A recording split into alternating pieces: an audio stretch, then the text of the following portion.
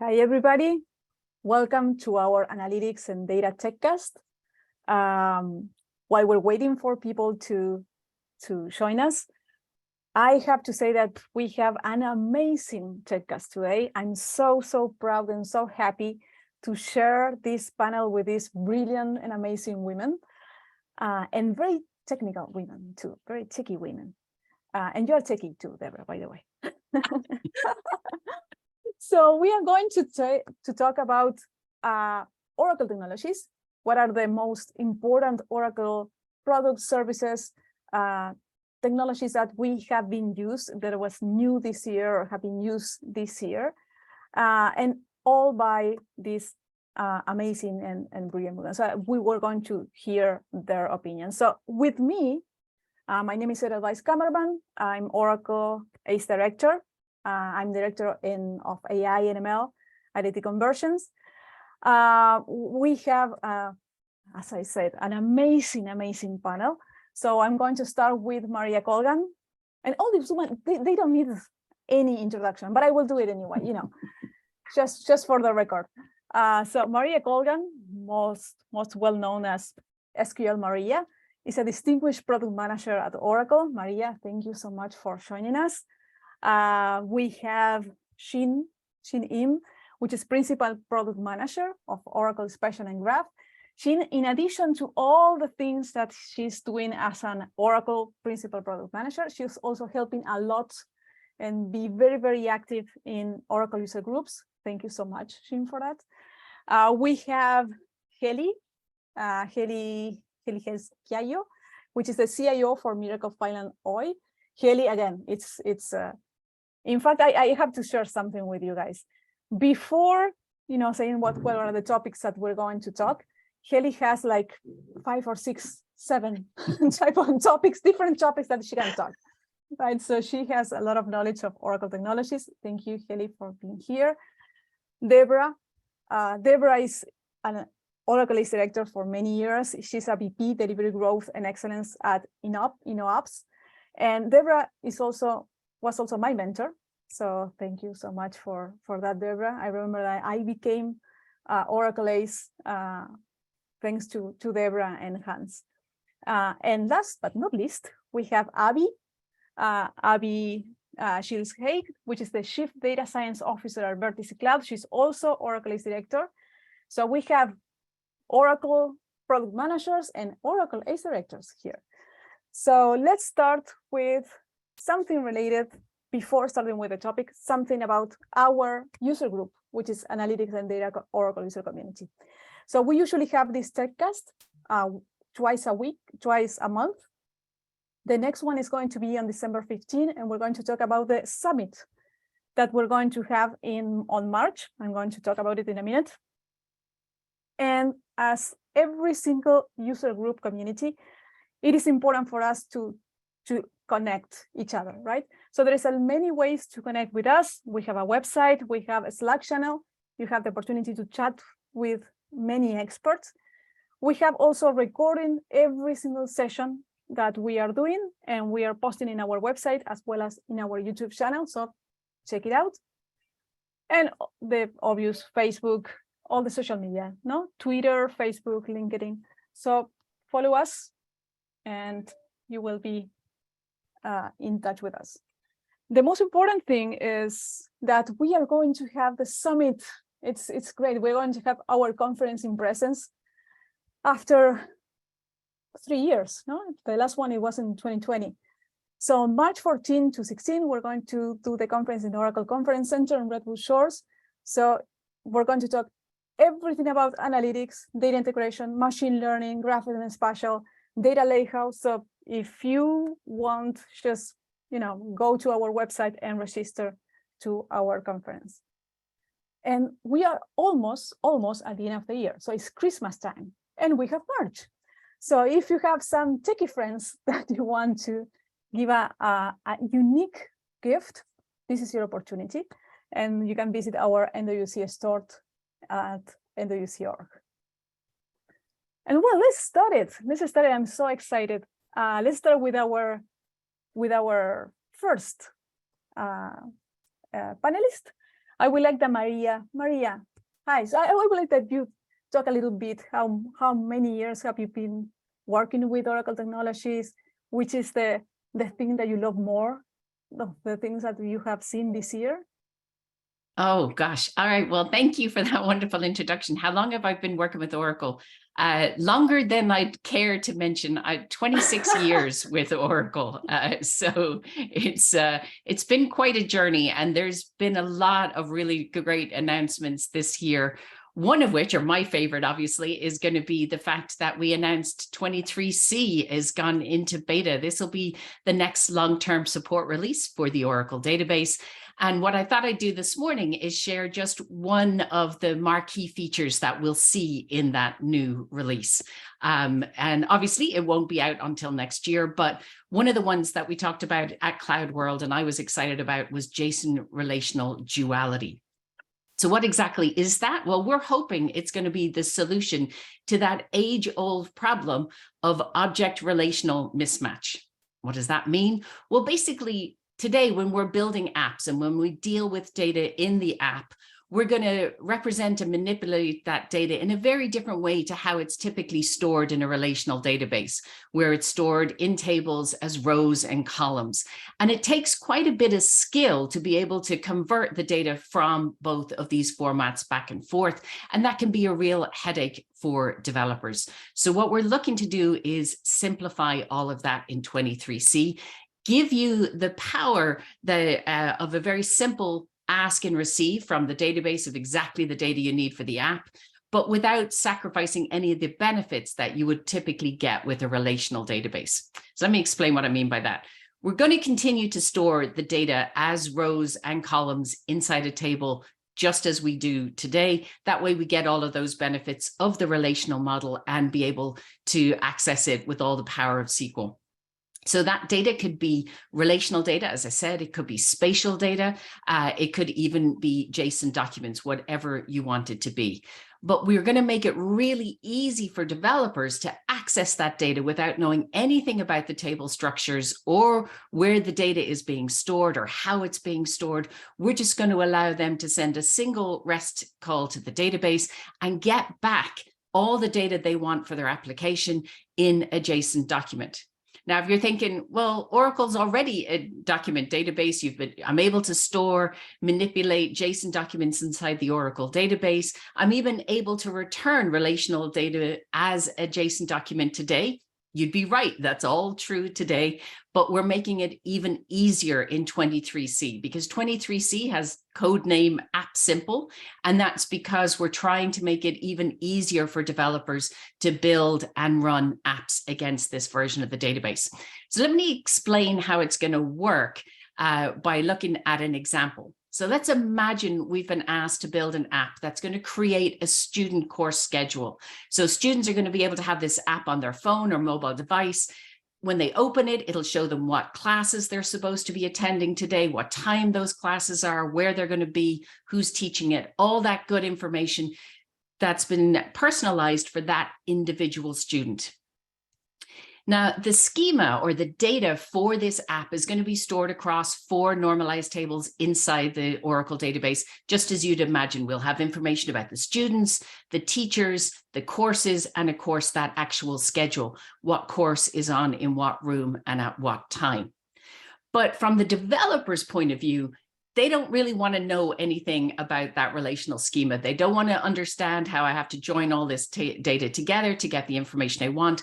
They'd ideally like to make that single database call and have it return all the information they need about Jill's schedule. And the obvious way to do that today would be to store all of Jill's information as a JSON document, allowing the developer to simply do a get or put API command and get all the information they need. And it is incredibly simple to do that. And of course, you can do that in Oracle today because it is an excellent document store. We do offer you the full support of SQL across JSON documents. As I said, you can store them, retrieve them, update them all in place inside the Oracle database.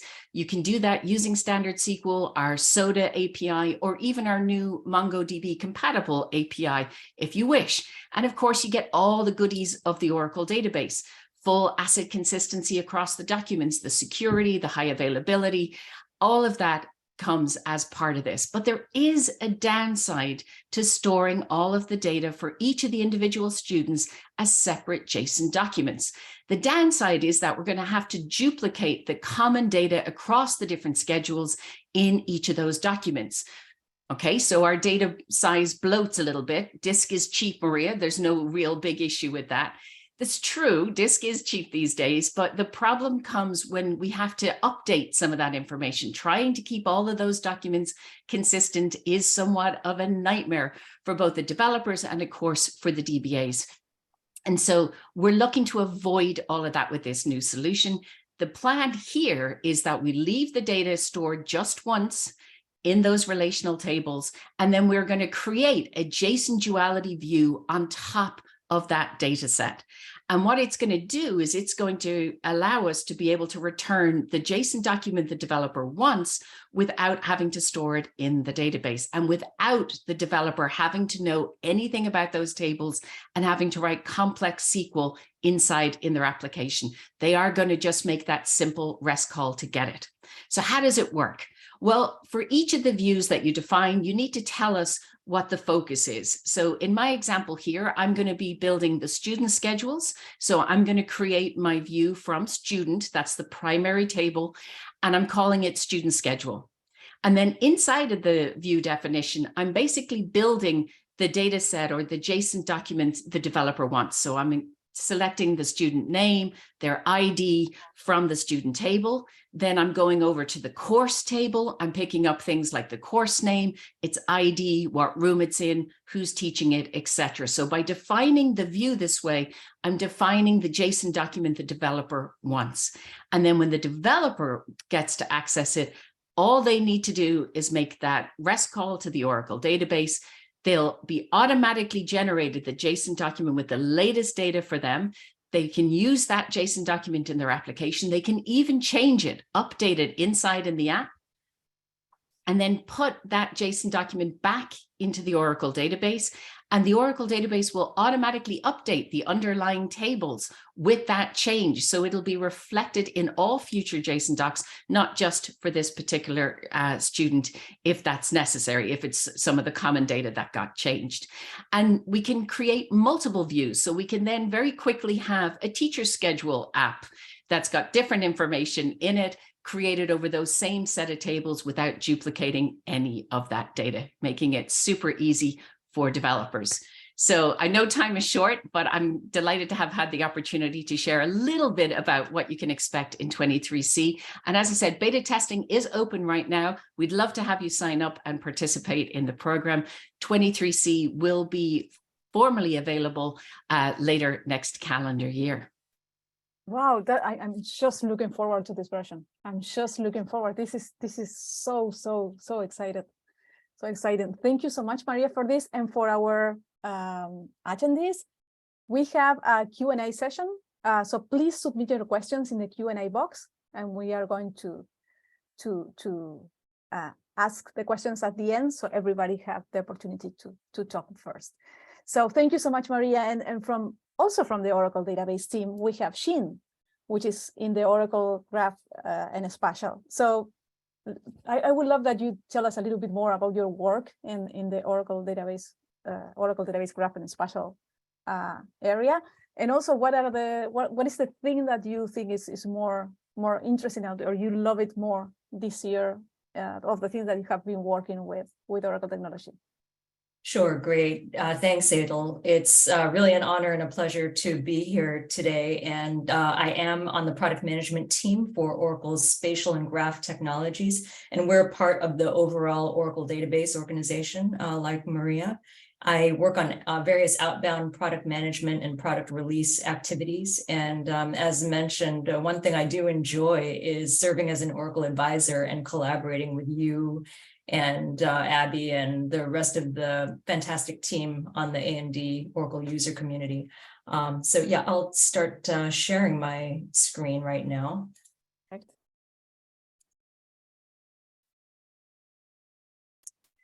And today, the favorite technology that I'm going to highlight is graph technologies. Graphs are a super powerful emerging tool for your analytics toolkit. And I think some folks may have heard of it, some may not be as familiar with it. So I'll talk about why it's so compelling. And I've been having a little bit of instability in my internet connection. So for now, I'll stop my video while I'm sharing here. I'm actually filling in for my colleague Melly Anomaly, who couldn't be here at the last minute. So thanks to Melly for some of this great content. So let's talk today about the connections that you have in your data and how you can make use of those connections to get new insights into your data. All data has connections and relationships, but typically those relationships tend to be implicit. And the power of graphs is they allow you to make these connections explicit, and you can analyze and view your data in many different ways. Data is an organization's most valuable asset, and we really want to look at getting all the value we can out of the data. So starting with a simple example, we have a few rows in this table. A, B, C, D, E, F, and so on are the entities. The connections between these data entities is captured in the depends on column. So by checking out the first row, we can see in the depends on column that A depends on B, likewise that B depends on C, and so on. But when we want to ask the question, does A connect to F? It's not easy. It's not immediately evident what the answer is. But if we model the data as a graph, we can instantly see that A is connected to F. By traversing these explicit connections or links, starting from A to D to E to F, we can easily see that A and F are connected. What are some other questions that we can answer with this graph model? Let's take a look at I. If we want to know what incoming nodes are to node I, we see that C, G, and H all connect into I. But the interesting thing about graphs is you don't have to stop with these direct connections. You can also find indirect connections, like in this illustration. So E and F also have incoming connections to I via intermediate nodes, so over multiple hops.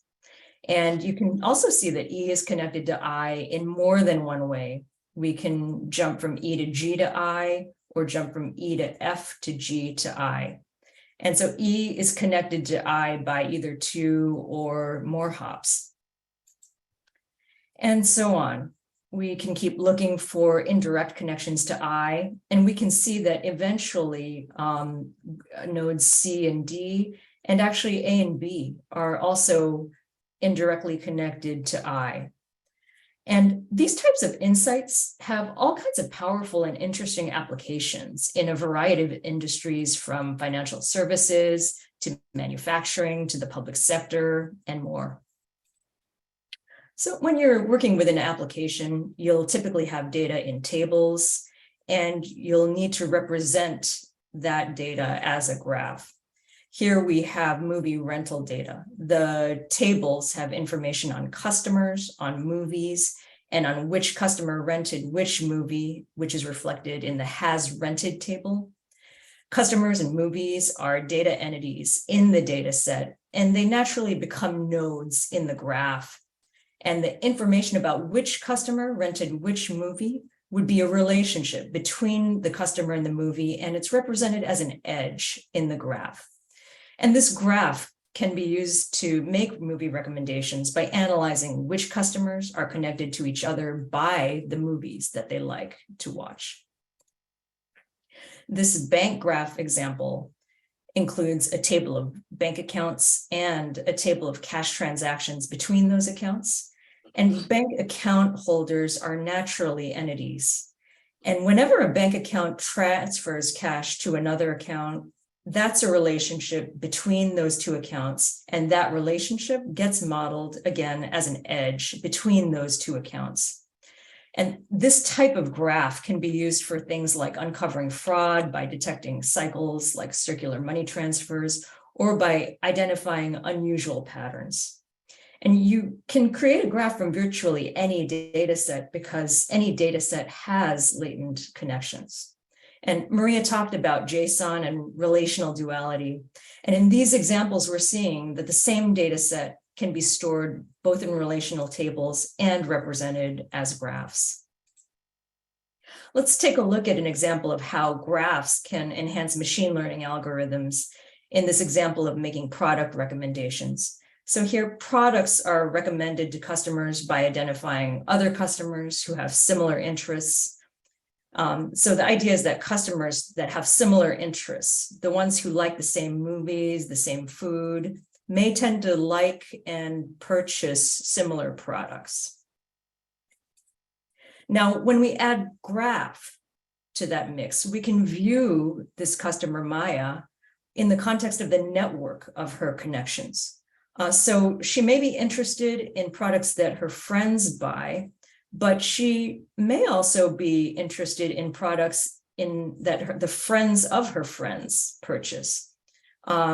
This type of graph allows us to do analytics on a customer's network of friends, family, colleagues, acquaintances, and derive a fuller and maybe more accurate set of product recommendations, based on these connections and the behavior of folks who are 2 or 3 hops away in her network. So graph analytics makes it possible to include information based on these connections and relationships in data and feed it into a machine learning algorithm. You can model the data as a graph, run the graph analytics algorithms on the graph, and then include that info as input to the ML algorithm. So when you analyze your data as a graph, you can do things like detect communities of users, enhance machine learning algorithms, and find important and highly connected nodes. And there are graph theories that have many rich algorithms, and you can apply those to your graph data model. You can also query a graph by using the property graph query language. This is a SQL-like query language, and it allows constructs like select, from, and so on. And it also gives you the capability to specify a graph pattern. You can run different queries to do things like find cycles, find paths, find the shortest path, find the top 5 shortest paths, and so on. And typically, you'll want to work with visualization tools to visualize the data in the context of your graph, or you can use the results programmatically. An Oracle graph has all the tools that you need to work with graphs. We're available on all database editions, on premises, in the cloud, and with features like Graph Studio in Autonomous Database, we really make it easy to get started with graphs, with automated graph modeling and an integrated notebook with visualization. We also support popular tools like SQL Developer and enable those to work with graphs. And finally, one exciting upcoming development in the next database release 23C, we actually plan to support graphs directly in SQL. So you won't need to use the PGQL language. You can do all your graph operations in SQL, and all your graph development environments, all your SQL development environments and tools will work with graphs. So that will make the learning curve even smaller and make it super easy to integrate graph into all your applications. So actually, just a final comment, aside from graphs, Melly and I are just really proud that women have played a key role in many of aspects of bringing this technology to Oracle. We're actually proud to be a part of a product management team that's 50% women and 50% men. And overall, in the database product management organization, there are many talented and accomplished women like Maria and others, many in leadership positions. So we're just happy to be part of this thriving environment of women in technology. So Edel, thanks very much, and I'll hand it back to you. Thank you so much. In Graph, I didn't know about that in 23 version you're going to use SQL directly with Graph. PCQL is easy, in fact, to learn it, but even the possibility to use SQL directly, it's amazing. Thank you so much for this. And so let's go to Debra. So Debra, I would love to start. I know that you have been working a lot with Fusion, with applications, and I always see you like a person in the middle between technology and business, that you can understand both worlds, honestly. So just let us know what is the things that you are thinking that is going to be is a good feature for you this year. And you're absolutely right. I feel that is my role in life, that my job is a translator of technology to business. I always say that I don't do technology, but I understand how it works, not just what it does, and then get to translate that.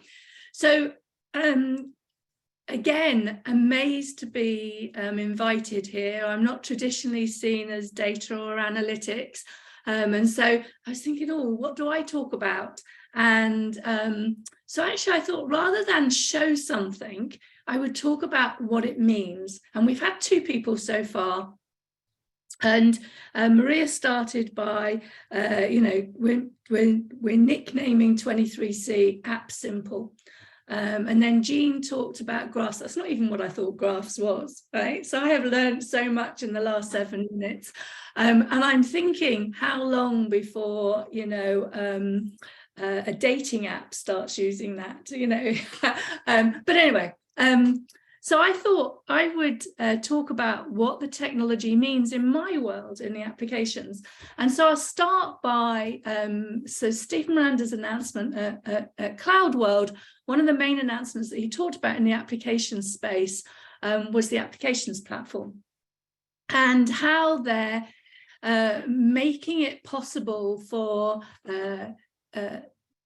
customers to use the tools that they themselves use on the applications. And he was particularly talking about Visual Builder, which is what they now use for the Fusion applications, but Apex is also part of that platform. And when they talk about Cerner, they're talking about Apex being the low-code extension for that. And it was just fantastic just to hear this. We want you to build out from our applications, because that hasn't always been the truth. So the applications platform is going to make it just so much easier for people to do what they've been doing anyway. But, again, like Maria was saying, this ability to be able to do things simpler. I always think, if you're an Oracle product manager, you come up with these amazing technologies, and then you have to sit back and see, how do people actually use it? And then you can, grow it more based on how it's being used. And so Oracle have seen that people are extending the applications and are now making it easiest for us to do that by handing over the tools that they've been using. One part that I'm so excited about is that they're sharing the design patterns. So the way all of the investment that's made in user experience in the applications world, and where's the best place to put stuff, and where's the best way of dealing with a record update or inserting something, they're sharing those patterns with us. And that's a really powerful thing for developers, because we should be developing the functionality, not worrying about the pages, if Oracle's already done that for you. So being able to see the design patterns is a really powerful thing that was released this year. Now, I was going to say at this point, my job is to, help technology and the business work together. And I Googled a picture for that. And this was the first one I came up with. And I thought, well, that's no good. There's one on that page. So I'm not having that. So I found another picture. My job is about explaining that technology to the business. So why is that difficult? It shouldn't be difficult, but the problem in the SaaS world is Oracle wrote it and told us this is sealed, stay away from it, you can't customize it, you can't do all of the things that you used to do. And so now they're saying, hey, you can't customize the applications, but you can extend it. That's taking a long time to get that message over, that actually it is okay. And sometimes it's semantics and whatever, and you're saying to people, no, we can extend, and you know, and then I go back to this is coexistence and we can do this. But it is hard to get that message over to people that this is actually okay. And it was really good this year that all of the messages were around you can extend. And for all you wonderful ladies on the panel here today, one of the other things that they're doing, and some of this isn't quite there yet, but they're enabling us to, you know, instead of having to take all of the different tools and knit them together, they're allowing us to expose analytics in Visual Builder. They're allowing us to expose different technologies within technologies rather than having to stitch them all together, which is really powerful for my world. And I just want to give a really quick history lesson around how we in the apps world benefit from things that you're doing in the technology. A few years ago, Oracle came up with Oracle Digital Assistant. I did a proof of concept on it and really struggled around how I accessed not the data, but the security around my access to the data in the Fusion application. And then when Oracle, and the reason was the APIs weren't fit for what we wanted to do with it. So when Oracle said, we'll build the skills for you, they had to build the APIs to support that. That's great. That's fantastic. That's their job. But what that means then is that we can use those APIs when we're extending, either through Apex or through Visual Builder or through any of the other technologies we do. So as each of these technologies comes along, we all benefit from it when people start to use it. And that's the exciting bit of my job. And, you know, and where can all of this innovation be used for the businesses that have invested in it? So not as technical as the other sessions, but I hope that just, you know, the importance of it to my world.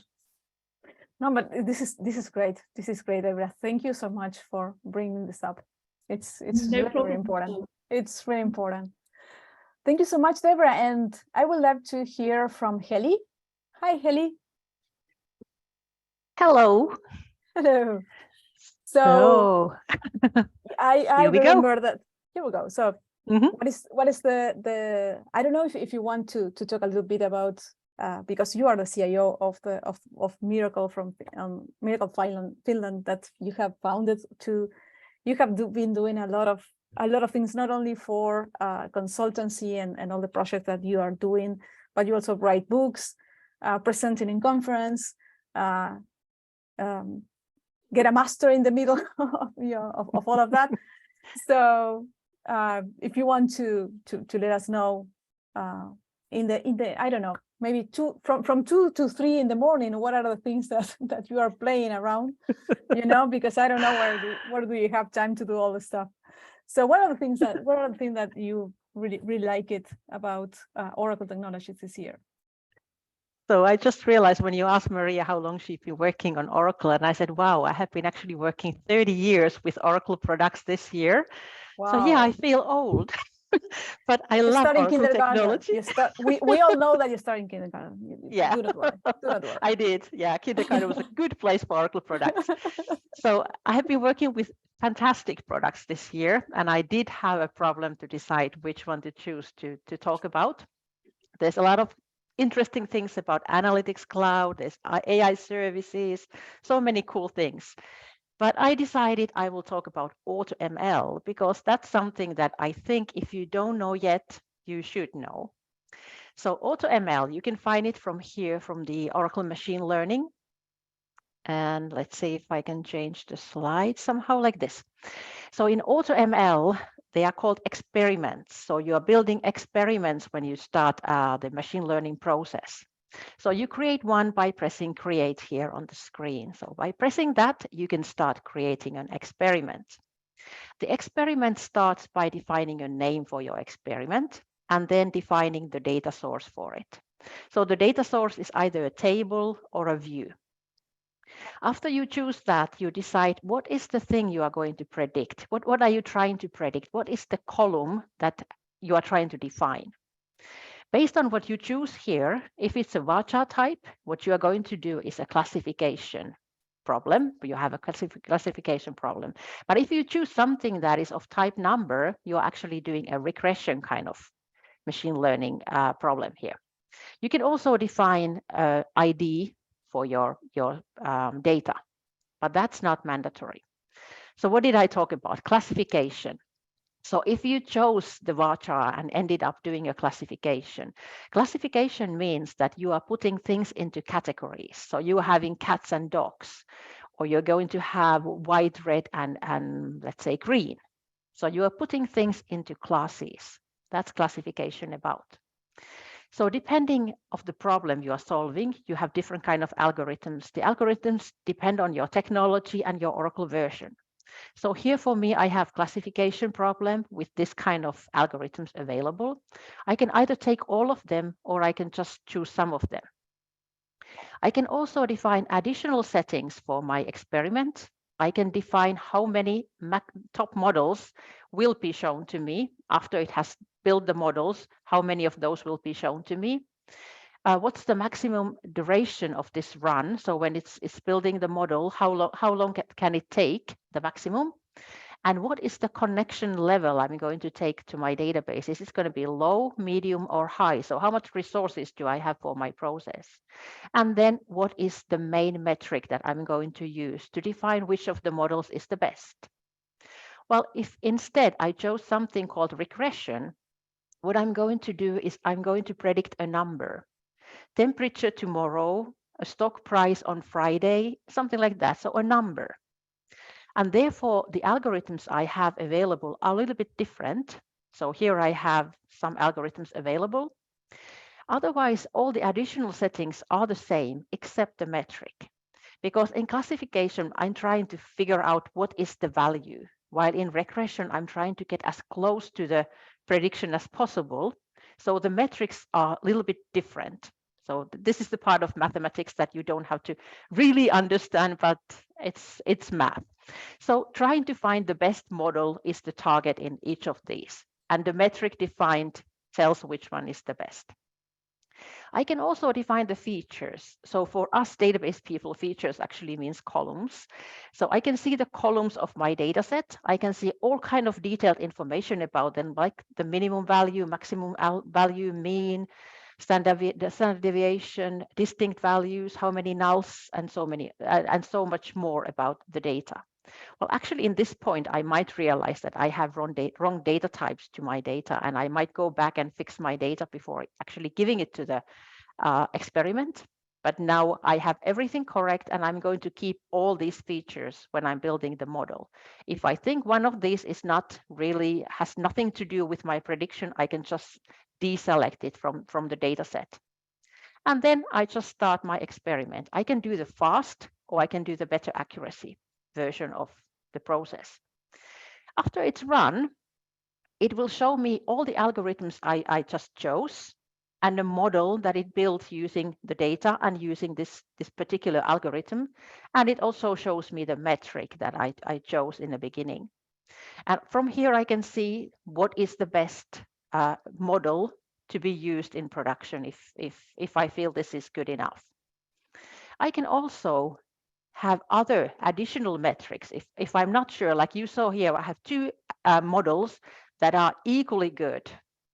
So if I want to take more metrics, I can just add from here, and I will see them for each of my models, just like that. And I can decide which of the models is the best. I can also rename the model, because why would I go to production with something called SVMG underscore whatever? So I can rename it with a proper name before going to production. I can also go and check this particular model. What were those features that impacted the most for the prediction? So what columns are the most important ones for predicting whatever I was predicting? I can also see the confusion matrix. I don't go to details on this one, but this might be your best friend when you are choosing which of these algorithms actually is the best. Then I can also deploy the model. So if I deploy the model, I can use the REST and just call my models from maybe Apex or somewhere outside the database. When I deploy it, I just define the parameters needed for deploying. And that's it. And if I define here shared, this model is actually usable for also for other users, not just me. If I don't do that, it's only for me. If I go here in the main menu and select models, I can see these models under deployment. So those models that I have deployed is shown here under deployments. So these are the ones that you can go and call from anywhere if you have permission to do that. I can also create notebooks. So you have probably heard about notebooks. So this is something that is also available here in Oracle Machine Learning. So if I just created a fabulous model here, I can just select the model and say create notebook. And what it does for me, it actually creates a notebook, which you can find from menu under notebooks like this. So the whole process I just did using AutoML is documented as a notebook, which I can just open and start editing. And actually, this is done in Python. So this is a good way to learn Python too. So building a model, getting a notebook, and starting to read how it looks like in a notebook. And do you know what? It's 7 minutes, and I have exactly 7 minutes to talk about. Thanks. Thank you so much, Heli. Thank you so much. So Abby, you have a lot of experience in data science and machine learning too. So what are the things, the product or service that you have found more interesting this year from Oracle? I think it's probably a mixture of everything that everyone's presented today. So, you know, because I've got this great job that means I get to span across these technologies, I get to play with, you know, with the SQL and the database and meet great people like Maria and Jean and see right down at the technology level what's going on. Myself and Heli, we like to go and play in machine learning models and see, you know, what we can do. But as Debra said, if we can't translate that to the business, then all that insight and data science is just going to end up on a shelf gathering dust and never actually get to the business who need it. So I think for me, the coolest thing is that we're seeing this kind of merge point of apps and tech and business and tech are all just coming to the table at the same time now. And we're all kind of going, hey, actually, we could work together and really do something pretty powerful. And I think what I wanted to highlight was financial crime and compliance, which we've just gone live on with a client on OCI. So it's a very new project that's just gone live. But okay, it's a great story just to bring it to life for people. So if we just kind of go through it, why look at financial crime? Well, in the UK, so as you can tell from the accent, I'm representing the UK today. 64% of businesses have experienced financial crime in the last 24 months, and that is exponentially growing at the minute. So if you can imagine that in the UK, you know, US, Finland, etc., they're all going through similar problems. So what do we need when we're doing financial crime? Well, we need to know what happened. Where did it happen? US versus UK. How did it take place? These days, it's not just your normal currencies that we have to worry about. We've got the joys of cryptocurrency and other Bitcoins and things like that. So we've got that to happen. We've got when did it take place? So, you know, that spatial, the time element and understanding that. Why did it happen? So the context. Why Abby? Why did Abby have all her money stolen? You know, what was it about Abby? And then who's involved? You know, dare I say Maria stole Abby's money? Who can prove that kind of thing? So, you know, we've got to do a bit of financial crime and compliance on that. So what we mean is if I'm a bad person, I want to clean my money, I might give it to you, Adel, and that's a really simple network diagram to look for it, and we can clean the money that way. But we could get really complicated and go, I'll pass it to Debra. Debra's going to pass it to Heli. Heli's going to pass it to Jean. Jean's going to pass it to Maria, and Maria's going to pass it to Adel. Woohoo, we've cleaned our money. So again, we can probably use some fancy SQL tricks from Maria to find that little chain in the database. But what if we go even more complex? Well, now we're probably stepping into Jean's world of looking for complex networks and transfers of that money. So, you know, maybe I give a little bit of the money to you, to Debra, to Heli, to Maria, to Jean, and then they all give it to Adel to clean it. So these are the different kind of scenarios that we kind of have when we're looking at fighting financial crime. So, you know, the normal way of looking at that would be pure rule-based. If it's $999, there's probably $1,000 limit and people are trying to dodge it. It might be, you know, slowly evolving to crime behaviors. So especially things like the pandemic, we all shifted our behaviors very quickly. When a new crypto coin comes onto the market, our behaviors change again. Little things in our populations will change our behaviors and the way we spend money. Lack of deployment option, you know, here we've just talked about so many different technologies, but back in the day, they used to be on all these different platforms. And how did we connect them all together?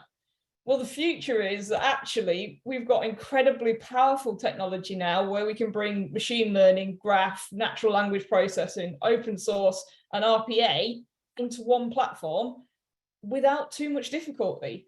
And that's essentially what Oracle have done with FCCM. So if we look at FCCM and how it looks to a business, so we'll come into Debra's world in terms of, you know, how does the business see this? The customer comes to the desk and they want to do a transaction. So I've come to the desk and I want to do a transaction. The first thing I need to do is screen me. Am I somebody who I want to transact with? So what we do is we can use tools like enterprise data quality management, EDQ, to look me up and check I am somebody I want to work with. Maybe I pass that and I go, yep, fantastic, you're good to go, Abby, you can transact. So I can then transact with the bank or with the financial institute, and essentially that then forms the first stage of the database. So we'll push that transaction into the database. We might do some more EDQ cleansing. Remember, the more context we have on who you are, where you are, what you're doing, why are you making that transaction, how are you making that transaction, the better we understand that journey of finances. So we use EDQ to look at watch lists and look at things like, are you politically exposed and things like that. And again, we gather that back in, but that central point, it goes right back into the database so we can use those technologies.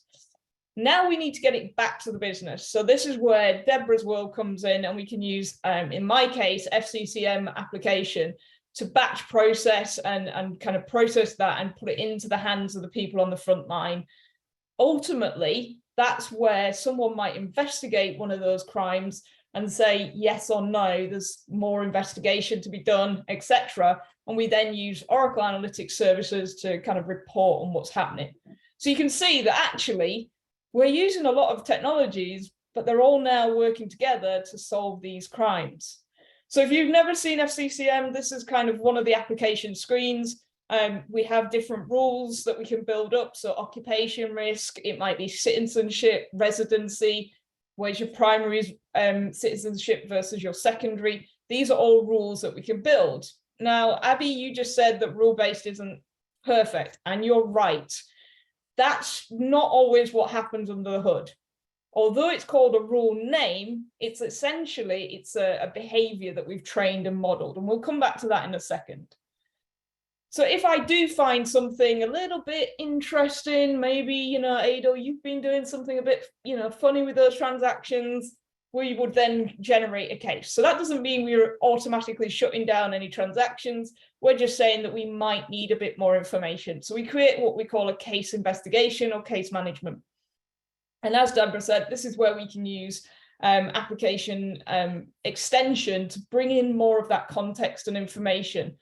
And then we can build up screens like this where we can do a risk assessment. So we can look at the geo risks, the length of time that you've been working with that bank. We can add information, etc. But more importantly, at the bottom here, you'll see take action. So if I'm an investigator and I've done a really good due diligence on this case, and I think, yeah, okay, there's nothing further to investigate.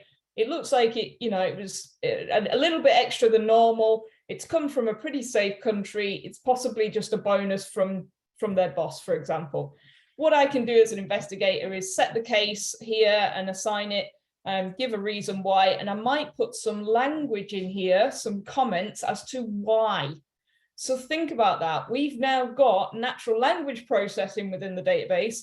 We can process those comments from the experts, which can form an input to a machine learning model. So all of this brings us right back to moving to that next level. So we're using machine learning to look at scenarios and behaviors with things like deep learning, simulations, so simulating what happens, testing and tuning our thresholds, so how many people would get caught with that particular behavior. Does that create too many cases or too little cases? You know, we're looking at risk acceptance within the business.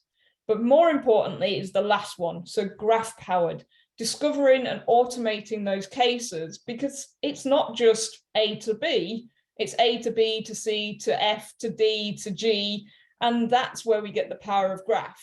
So then we can bring in things like the graph analytics to see who's linked to who, and we've essentially come full circle on our technologies, all within the same application that the business is using every day. And so with that, Adel, I've just done a whistle-stop tour of how I kind of bring the last parts of everyone back together again. It's perfect. Wow, that was an amazing real case scenario to share the integration of everything that we have been talking about here. So thank you so much, Abby, for that. And we have one question for Maria, I think. So let me ask the question, Maria. For duality, Phil Kamat asked if for duality, sorry. Can views be used instead of tables on the storage format side? So for the duality views to be created, we do need to have referential integrity constraints across the underlying schema. So for example, when I had my students and courses in my example, I had to define the relationship so we knew for sure we were returning only information about Jill. So as long as the underlying tables under the view that you want to use have those integrity constraints in play, then we should be able to build it on a view. That said, I haven't actually tried that. I've always used base tables, but I know in Debra's world, in the apps world, everything is a view. So I'll double check that will actually work, but I believe so as long as those constraints are there on the underlying tables that make up that view. Perfect. Thank you so much, Maria. And one of the things that I really like about, for what I heard from you all, and what I have been working with Oracle technologies, is like I saw that everything is more tight integrated. Every Oracle cloud service, every product is tightly integrated with each other, especially, for example, in my case, I work a lot with analytics and machine learning. So all I see right now is completely integrated with AI services, for example. So I can use Vision AI service to do some analysis of images and pictures and things like that in a very easy way. And also with the database, so the integration with autonomous or Oracle databases to use graph analytics, for example, to use machine learning. So it's like we are in the Oracle is integrating everything to use the right tool for the right job, instead of having something to do everything. So it's great that we can use the right product for the right thing.